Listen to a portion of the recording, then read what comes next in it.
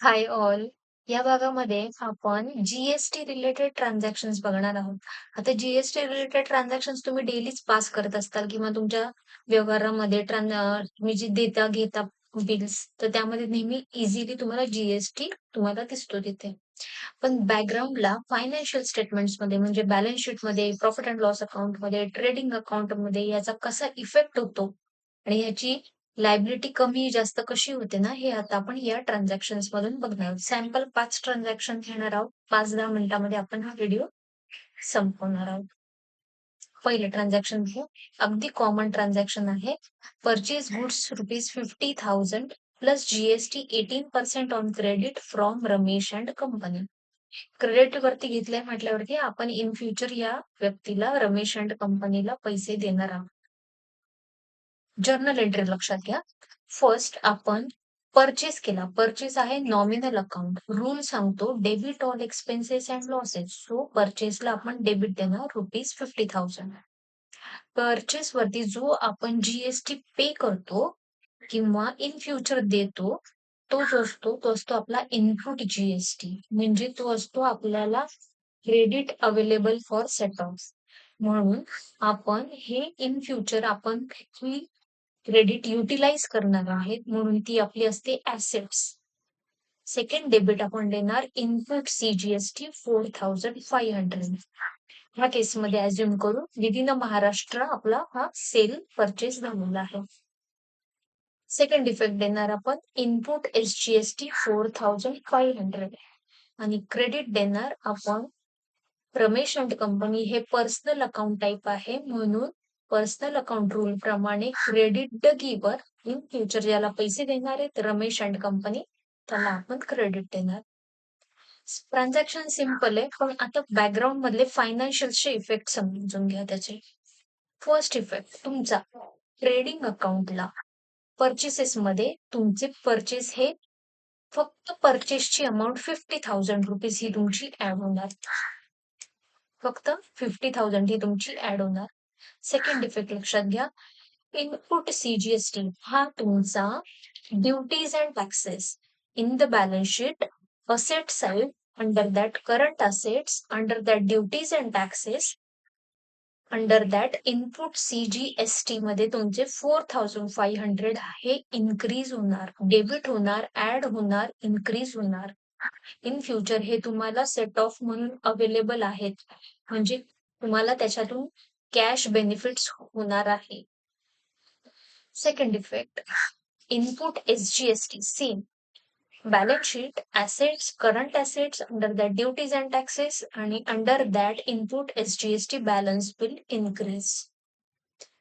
The last effect Ramesh and company is your creditor, so balance sheet liability side under that current liabilities under that Ramesh and company creditors will be increased. Creditors हे फुल अमाउंटनी तुमच्या increase होणार. That is purchase plus GST payable. Total amount 59,000 ही तुमची under creditors ही तुम्हाला दिसणार, increase होणार. मग effect कसे कसे झाले? Profit and loss account debit side increase. Second effect balance sheet asset sides duties and taxes assets some amount increase. And the third effect balance sheet liability side creditors that is liabilities increased.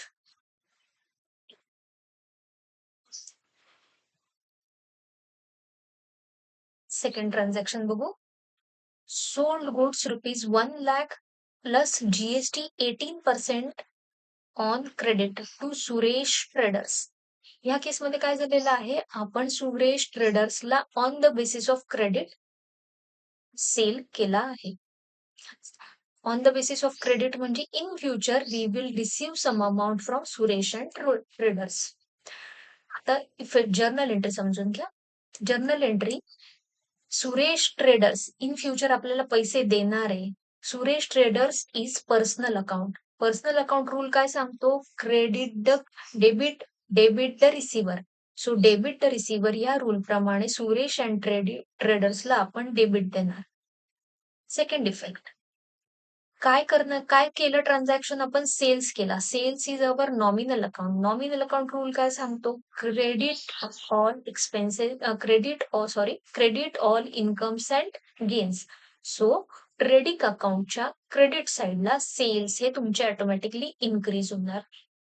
Third effect, जो त्याच्याकडून आपण collect करणार आहे CGST SGST, assume करू within the Maharashtra आपला हा sale आणि purchase झालेला आहे, तर आपण तो त्याच्याकडून जो कलेक्ट करणार आहोत सीजीएसटी आणि एसजीएसटी, हा आपण क्रेडिट करणार सेपरेटली. बिकॉज सीजीएसटी आणि एसजीएसटी ही जी आपण आहे ड्युटीज कलेक्ट केलेल्या आहेत आणि we are liable to pay to the government in future. So this is not our income. So आपण काय करणार, क्रेडिट सीजीएसटी एसजीएसटी सेपरेटली करणार. इफेक्ट समजून घ्या. पहिला इफेक्ट हा तुमच्या बॅलन्स शीटला under that assets, under that current assets, under that sundry debtors मध्ये सुरेश अँड ट्रेडर्सचा बॅलन्स हा तुमचा टोटल अमाऊंटने इन्क्रीज होणार. म्हणजे सेल्स प्लस सीजीएसटी एसजीएसटी.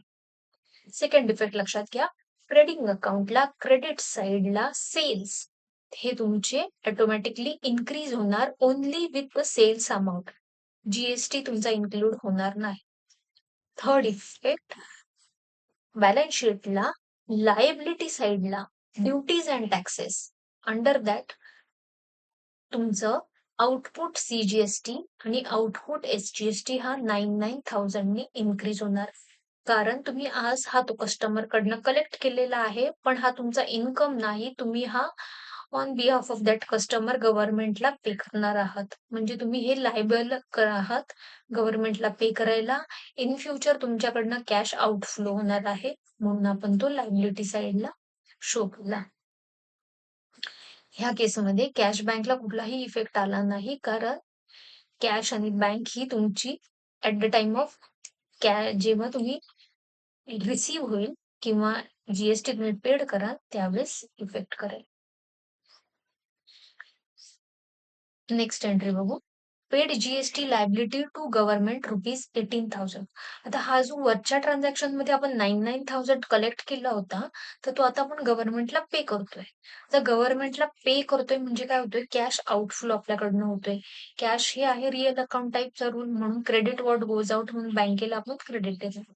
आणि काय होतोय तर जीएसटी होतोय आपला. तर मग हे मगाशी जे आपण क्रेडिट केलं होतं मग वरच्या ट्रान्झॅक्शन मध्ये, इथे जे तुम्हाला दिसतंय क्रेडिट, तर हेच आता आपण डेबिट करणार. म्हणून सीजीएसटी एसजीएसटी आउटपुटला आपण 99,000 ने डेबिट केलं. इफेक्ट लक्षात घ्या. बॅलन्स शीटला तुमच्या ऍसेट साइडला कॅश अँड बँक बॅलन्सेस जे आहेत ते कमी होतील, डिक्रीज होतील. आणि सेकंड इफेक्ट लक्षात घ्या. लायबिलिटी साइडला जी तुमची जीएसटी लायबिलिटी दिसत होती पेएबल, तर ती सुद्धा कमी होईल. म्हणजे एक प्रकारे ऍसेट्स कमी होतील आणि लायबिलिटी कमी होतील. प्रॉफिट अँड लॉस अकाउंटला कुठलाही इफेक्ट हा जाणार नाही. Third transaction, adjust input GST ₹9,000 against output GST. आता ह्या केसमध्ये अज्युम करू की आपल्याला 9,000 आपण ऑलरेडी पे केला होता आणि आता तो जो पे केला आहे परचेस वरती तो आपण ऍडजस्ट करतोय. ऍडजस्ट करतोय म्हणजे काय करतोय, आपण एक जर्नल एंट्री पास करून नेट करतोय. तर मग आपण जो आपण पे केला होता परचेस वरती, तर तो कुठे केला होता, ऍसेटला आपल्याला आपण शो केला होता. तो ऍसेट्सचा आपण काढून आता ट्रान्सफर करणार आहे, जो आपण इन फ्युचर लायबिलिटी आपली पेएबल आहे त्याला. मग ऍसेटचा ट्रान्सफर करून देतोय म्हटल्यावरती काय करणार आहे आपण, जो ऑलरेडी डेबिट बॅलन्स होता त्याला क्रेडिट करणार. म्हणून इथे या केसमध्ये इनपुट सीजीएसटी ला आपण क्रेडिट केलं आणि ट्रान्सफर कुठे करतोय, तर आउटपुट जीएसटी ला करतोय, म्हणून तिथे त्या आपण डेबिट करू. आता इफेक्ट्स लक्षात घ्या. ह्या केसमध्ये सेट्सच्या अंडर जो तुमचा इनपुट जीएसटी दिसत होता ना, तो कमी होणार आहे, कारण तुम्ही त्याला क्रेडिट देणार आहे. आणि सेकंड इफेक्ट, लायबिलिटी साइडला जो तुमचा आउटपुट जीएसटी होता तो कमी होणार आहे, कारण इथली जीएसटीची ऍसेट ही तुमची लायबिलिटीला ट्रान्सफर करून तुम्ही नेट केली आहे. म्हणजे या केसमध्ये ऍसेटही कमी झाल्यात आणि लायबिलिटीही कमी झाल्यात. कुठेही कॅश बँकला इफेक्ट गेला नाही, कुठेही प्रॉफिट अँड लॉस अकाउंटला इफेक्ट गेला नाही. प्रॉफिट आणि लॉस काहीही चेंज होणार नाही या ऍडजस्टमेंटमुळे. लास्ट ट्रान्झॅक्शन समजून घ्या. Filed GST return GSTR three. GSTR three तुम्ही फाईल केला, म्हणजे तुम्ही काय केलं, तर इनपुट समरी, आउटपुट समरी त्याचं काय जे काही नेट सेट ऑफ होता, लायबिलिटी पेड केली, ह्या सगळ्या गोष्टी तुम्ही समराईज करून रिटर्नमध्ये शो केल्या. हा तुम्ही एक प्रकारे कंप्लायन्स केलंय. मग अशी कुठली जर तुम्ही रिटर्न फाईल केली असतील ना, तर रिटर्न फाईल केल्याची तुमची कोणतीही एंट्री होणार नाही. पण हे तुम्ही सेट ऑफ केलं, त्याच्यानंतर सेट ऑफ केल्यावर बॅलन्स झालेलं लायबिलिटी तुम्ही पेड केली किंवा रिफंड मागवली, तर ह्या एंट्रीज तुमच्या होतील. पण जेव्हा तुम्ही रिटर्न्स कुठल्याही प्रकारचे स्टॅट्युटरी किंवा गव्हर्नमेंटचे करता, ही तुम्हाला कंप्लायन्स नोट किंवा डिस्क्लोजरमध्ये तुम्हाला हे दाखवावं लागतं. अकाउंटिंगमध्ये याचा कुठलाही इफेक्ट येत नाही. पण याच्याशी रिलेटेड जर काही इंटरेस्ट असेल, पेनल्टी असेल, चार्जेस असतील, तर ते तुम्ही पे केले असतील, तर त्याचा किंवा प्रोव्हिजन केली असेल, तर त्याचा अकाउंटिंगमध्ये इफेक्ट होतो. पण फायलिंगचा कोणताही अकाउंटला इफेक्ट होत नाही. तुम्हाला हा भाग आवडला असेल, तर चॅनलला सबस्क्राईब करा, लाईक करा आणि कमेंटमध्ये मला तुम्हाला अकाउंट्सची कोणती कन्सेप्ट हवी असेल, तर ती मेन्शन करा. मी नेक्स्ट व्हिडिओ त्याच्यावरती बनवेल. Thank you.